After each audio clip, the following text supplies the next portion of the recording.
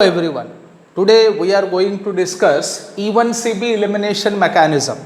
Now what E1CB is, it is unimolecular elimination conjugated base mechanism, and one of the finest examples for this is the dehydrohalogenation of alkyl halide.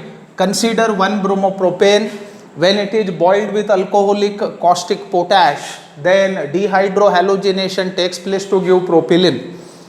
Now the E1CB path for this reaction can be explained as, so remember this is two-stepped mechanism. So what happens in step number 1?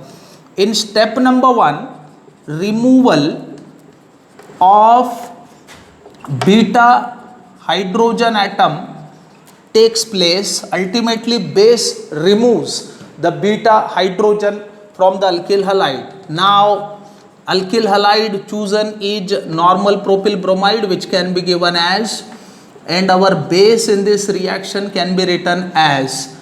Now this step is faster one, so fast attack of this nucleophile, we are terming this nucleophile as a base right here, as this removes hydrogen in the form of what? In the form of H plus ion, and this electron pair remains at the carbon and leading to the formation of an intermediate, which can be given as, so the intermediate so obtained is a carbanion. Now this carbanion so obtained is a conjugated base of our alkyl halide. That's why name conjugated base mechanism.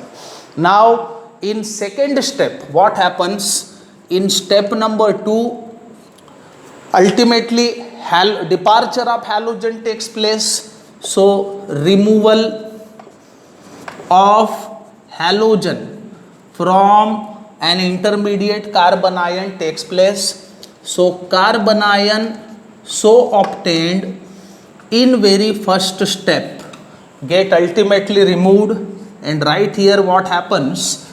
This lead to the formation of an alkene, which can be given as. In this way E1CB mechanism is two-stepped, among which first step involve formation of carbanion, which happens to be conjugated base of our alkyl halide, and in subsequent step, I mean in second step, halogen get removed in the form of halide ion from the carbanion.